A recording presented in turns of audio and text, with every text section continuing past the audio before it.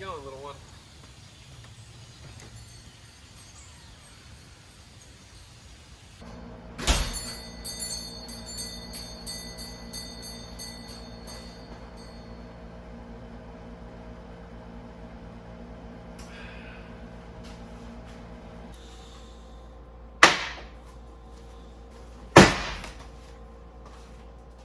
Good morning and welcome back, everyone. In this video, as you can see here, I'm going to try to notch some tubing, which I've never done before, don't know how to do, so I'm going to try to figure it out. And yes, this is a Harbor Freight tube notcher. I can't afford the like $300 to $400 notchers. This will get the job done. I hope. We'll find out.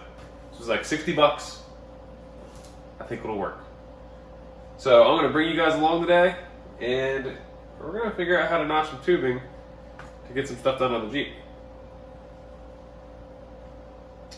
Let's jump into it. What we're going to be notching is the tubing to go to this rear crossmember.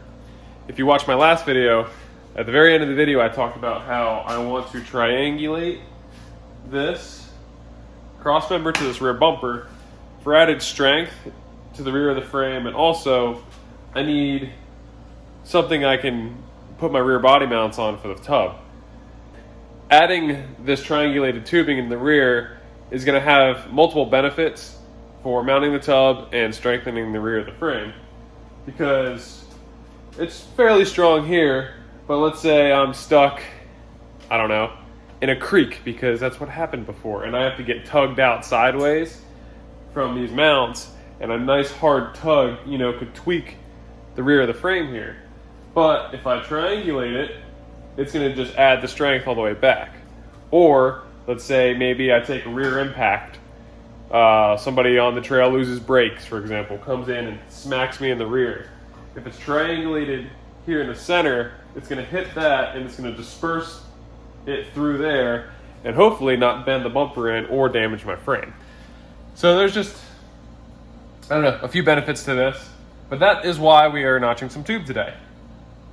If this is your first video that you're watching of my Jeep project here, head over to our channel, go to our playlist, check out the Altered YJ Project playlist. You can browse through all of my videos on this and catch up to where we're at here. But with further ado, let's go check out this awesome Harbor Freight notcher. Yeah, and I know some people are going to be like, oh my God, Harbor Freight, you're going to die. I've used some Harbor Freight stuff. Yeah, some of their stuff's junk. Some of their stuff's pretty decent. And a lot of it is, it's not refined because, it's mass-produced, cheap, Chinese junk. But if you take your time to set it up properly and change a few things, it can work for what my intended purpose is going to be. I'm not a fab shop that's building roll cages and chassis, every day for a living. I'm working on this project and that's about it. So I just need to build a roll cage, notch some tubes. I don't have the need for a $400 notcher. This $60 notcher is going to do everything I need to do with some of the upgrades that I already did to it. So let me just show you real quick. You guys are watching this and have a Harbor Freight tube notcher. Maybe you guys can do the same things to make it better. So if you can see right here, underneath the bracket that holds your tube, I have washers spacing it up, because a common complaint between these is that when this tube is mounted, it's not centered with your hole saw. So you just have to space it, and then now the center of that V is at the center of the hole saw, and it will make our cut straight through. So I added those washers.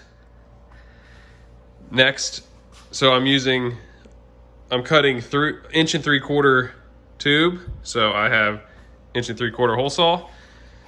As you can see here, I added this little kind of crush washer I spaced out, plus another washer, because without that, when it's fully tight, you can't put in the safety pin. The safety pin doesn't line up. So those washers kind of space it where the pin lines up, but this is tight. What else? Another important thing is to make sure that this is level. So let that do its thing. As you can see on this plane, I'm pretty dang close to level. There's a little give with all that, and I tried my best to tighten these up and adjust, but that plane is dang close to being level. And then this plane is, again, dang close to being level. It's less than a degree off. And for what I'm doing, that's all I need. So again, that's an important step with these notchers, is just to, or with any notcher really, but especially these Harbor Freight ones.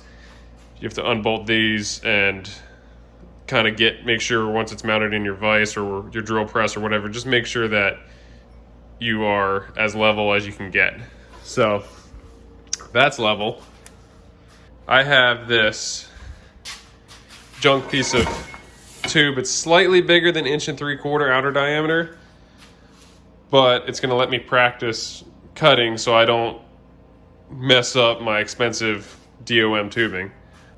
And you can see it just goes through here, tighten that, it locks it in pretty good with that V cut. So what I was talking about earlier, why we need those spacers, is those spacers allow this to be centered on the tube. Before, the tube was just, you know, that much of the washer down, so our cut would not have been centered through the tube. So after you have your notcher level in the vise, what you need to do is square it up. And all I did to square it up was put a square on the tube. It's actually a little, there we go. So it's pretty square between the tube and there. But if you look at how it's mounted, it looks like it's crooked as hell. But between the workpiece and the cutting and the hole saw, it is square. And again, to adjust all that, there's just bolts underneath. You loosen, adjust, tighten. So I think I'm good. I'm level this way, and I'm square to the cutter. So I should be able to get a good notch with this, but I've never done it before, and I'm gonna take a whack at it. So my first cut, just to practice, is gonna be a straight 90-degree cut through this tube, just to see. Oh, also, these bushings, I put a little bit of anti-seize in there on the bushing. Then I'm probably gonna do a little bit of WD-40 here, and on the teeth as I cut through.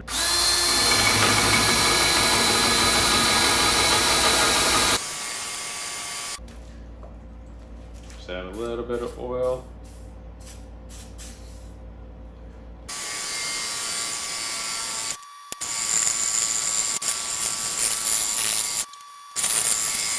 Okay.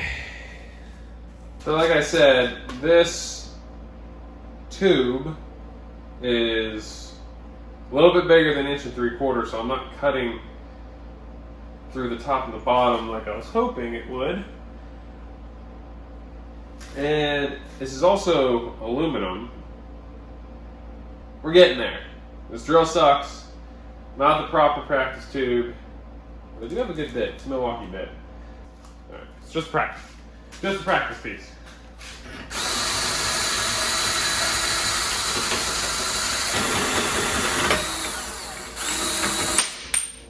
There we go.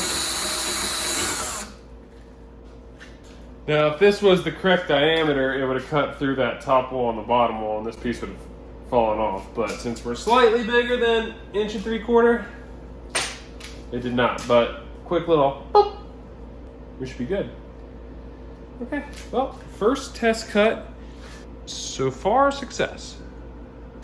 Okay, just cut the end off that tube, so take a quick look at it. You can see it's a little bit thinner on this side than this side, so I think I might have actually shimmed it too much. Those washers I put in are a little thick, so I gotta see if I can find something a little thinner.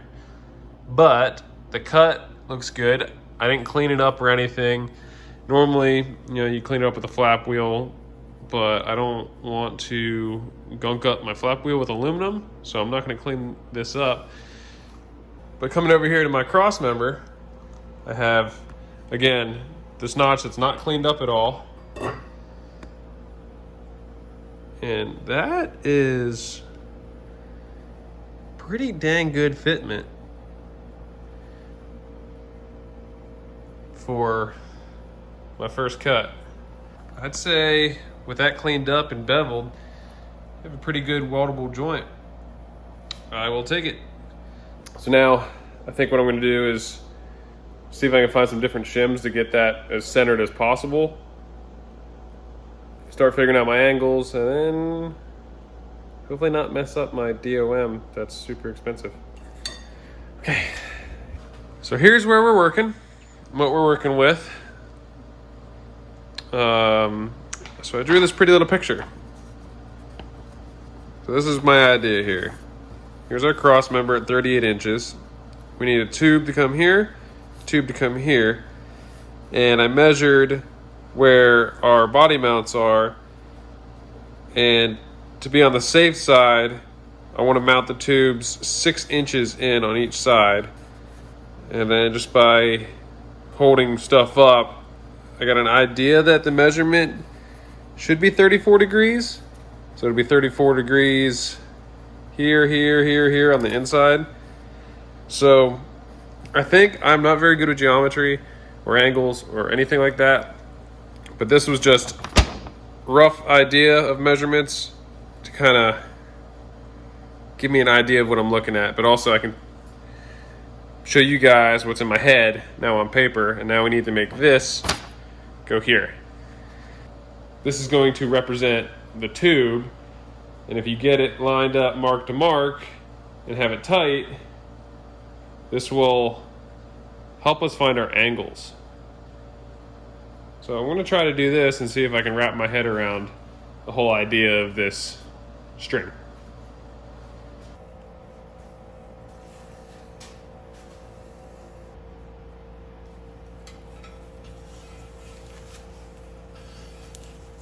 Well, the string definitely helps.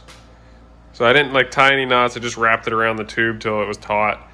But, on the tube, I marked 6 inches and 6 inches from the frame rail. So I have the string, as you can see, coming straight through that mark. And then back here on the bumper, I put a center mark for this plate, and I have the two strings crossing right at that center mark. So now each string represents the two pieces of tube, and then you can kind of visualize a little bit better what I'm talking about here. Really glad I found that idea. So let's see if we can find some angles now. So again, I just cheap Harbor Freight manual angle finder.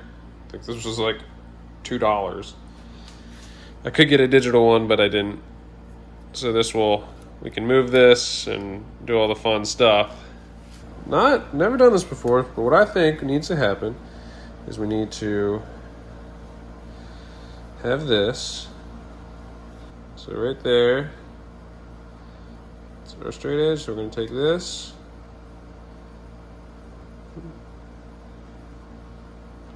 Until we get right up on that string. That looks pretty dang good to me. Then we can tighten our little knob to lock that angle in. And so we're at 30 degrees down there, and then finding this little line, looks like we're at 30, just under 34 degrees. So on that, my little drawing, all I did was put my level up and eyeballed it to get the idea. But that was pretty dang close. If I'm reading this correctly, we're just 33.5 degrees. So 34 degrees, we should be fine. So I have it locked in now, so I can check that. So still good. And then up at our tube, the opposite angles should also be pretty dang close to 34 degrees.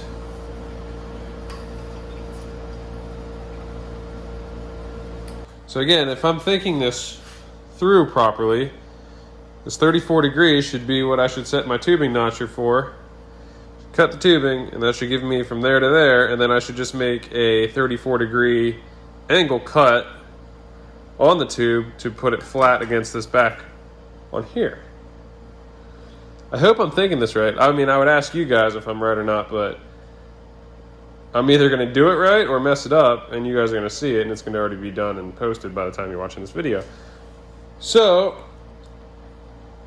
after watching the video, if I messed up somewhere, let me know in the comments below. Same, so the center of the tube. There, yep, 24.5, cut it big at 25.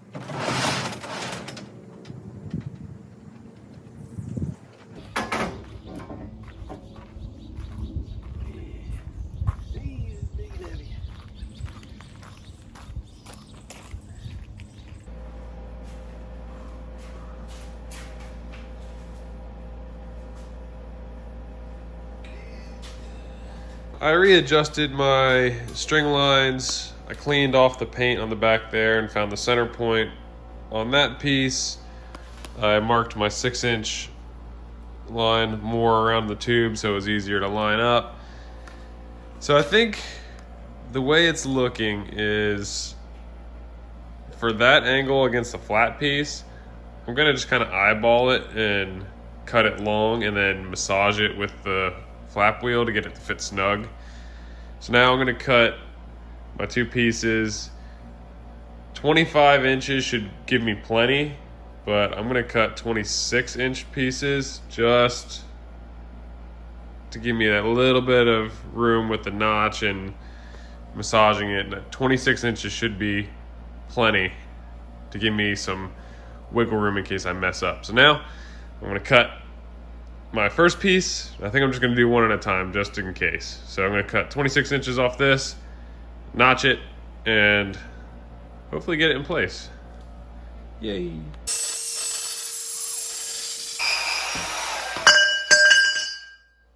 One thing I saw online and noticed with my test pieces that's very important is to mark a line so you know your top edge, so it's a reference line. So what I've seen guys do, they just eyeball it, but they'll come to this, just eyeball where the center of the top is there. It's pretty close. And then come down. And then I'm going to mark a line all the way across the top of the tube. Well, I think I'm all set up, ready to cut my first piece of DOM. Now, I know I already kind of talked this through with my test piece, but I just want to show it again because I know when I watched videos and trying to figure out how to notch, I was just trying to get up close views and to double check what people were talking about, and they didn't really show very close. So my marks, you know, my center, top, and bottom with a square here. So it's lined up there. So it's square, top and bottom to here. The shims I put in, I had the other washers I found. I actually switched them.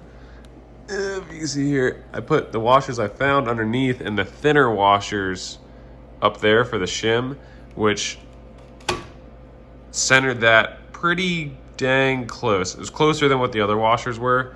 It might be a hair off, but I think that's pretty good. Next thing I did, I double checked, put that on there. So I have that perfectly level that way and pretty dang level that way. So I double checked that. And lastly, my angle finder that I have set to 34. Now to show kind of how this works or how I'm interpreting it. So right there's 30 in the window, and then that little mark there would be 35. because that, and then I'm using the 0 to be the center of the window, and then that 35 mark on the scale is lined up at the 10 there, so I'm ignoring the actual number 10 and making that line translate to the 35, so the next line down is 34, so I have the 0 lined up with that line. And in my head, that's 34 degrees. On the scale, I have the edge set right at the 34, and then coming in here for the angle, I'm gonna line that inner edge there and the long edge right along the tube, and there we go. So that angle follows the side of the cutter to the side of the tube. So again, in my head, the way I'm seeing it, that's confirming the angle. I confirmed level, confirmed square, and I centered my bit. So that should be everything you have to do to make sure you get a good notch. And then now, just make sure you have oil on your cutter and the shaft is lubed. And we should notch. Oh, also, to get my notch, I put pretty much this in the center of the cutter, so it's taking like a half bite out. So it's a little bit past here, but I think that'll still be good. I've seen people line this edge to here and they still get a good notch. I'm just being sure, so I think that's gonna be good. So I'm gonna notch it like that, and we're gonna see how it comes out. Cross your fingers.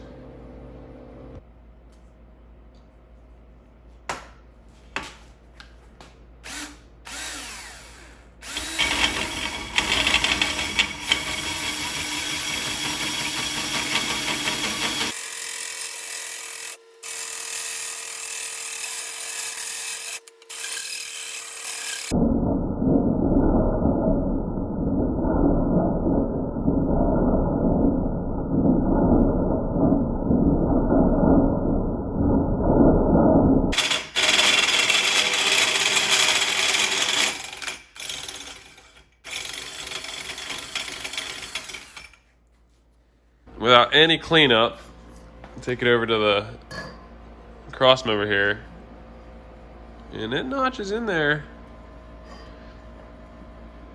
right there fairly good. Now we'll clean up the edge and see how that looks. But you can see with that little shim washer, it's pretty even on both sides. It was pretty dead center cut through that tube, so I'll take it. Let's clean this up with the flap wheel.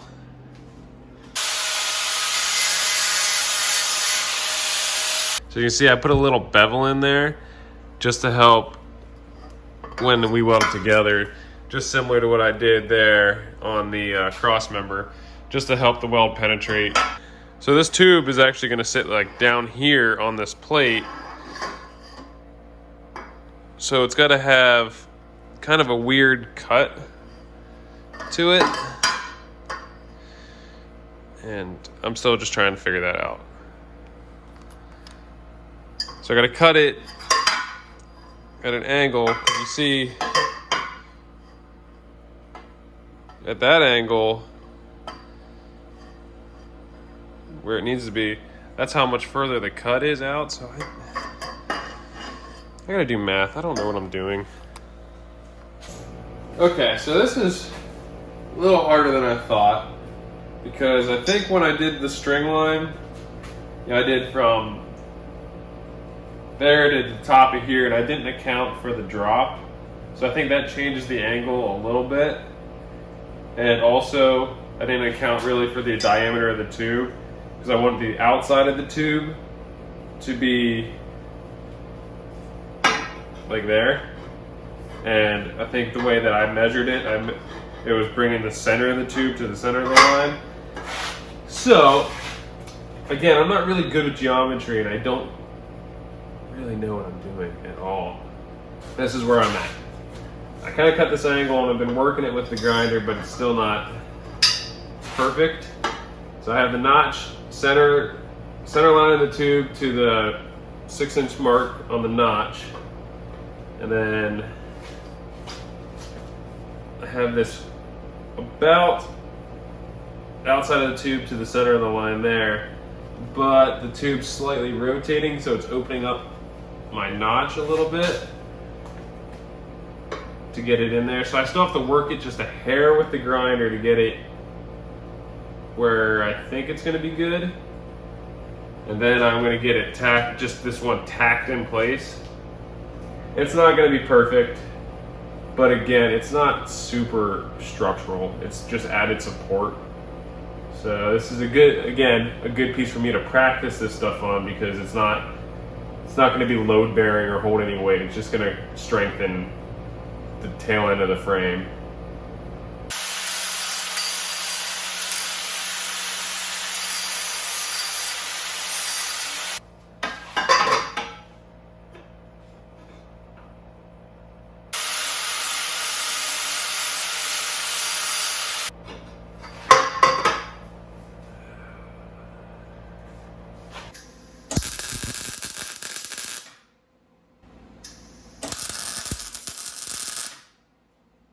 I have the first one tacked in, so now I want to go do the whole same process: cut, notch, fit, tack.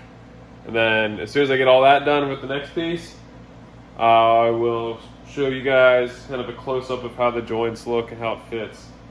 And we'll double check and see what our angles actually turned out to be after I had to adjust the things I talked about a little bit ago. Guys, I'm actually going to readjust and match this angle on my notcher, and this is like right, I'm gonna say right at 32. So I'm gonna take the notcher from 34 degrees and put it at 32 degrees to hopefully help me from having to cut and massage this angle as much as I did on this one. So yeah, now let's cut our next piece.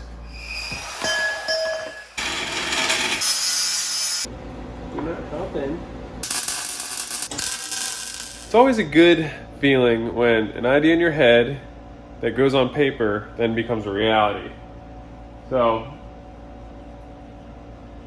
my first time notching tube, I definitely have a lot to learn.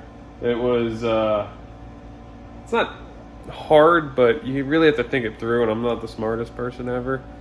So I really struggled trying to get the straight cut to get the angle on this with the length right. I don't know why. I could just be tired today. I'm not sure. But it's in. It's only tacked in at the moment.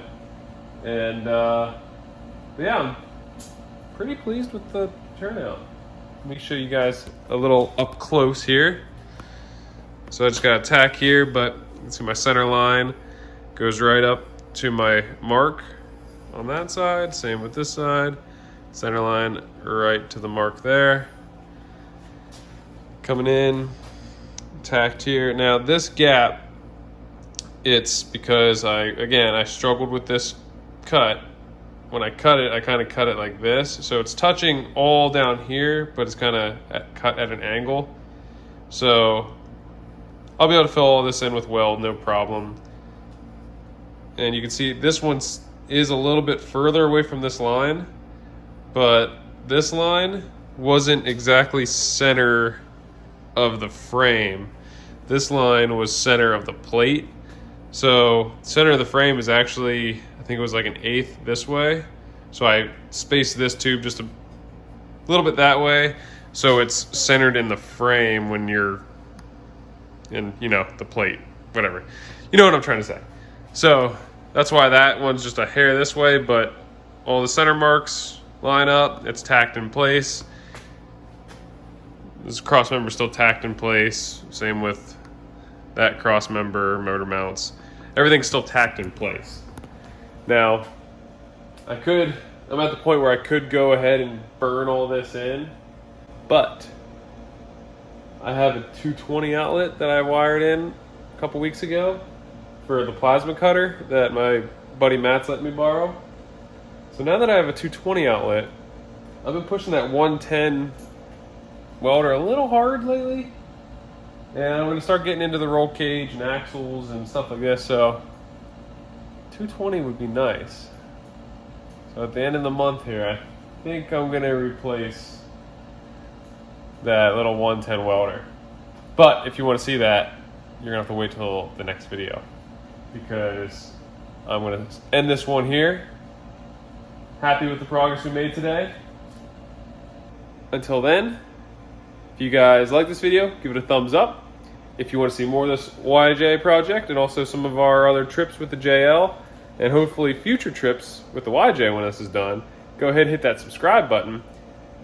And with that, I will see you guys next time. Thanks for tuning into the channel. Have a good day.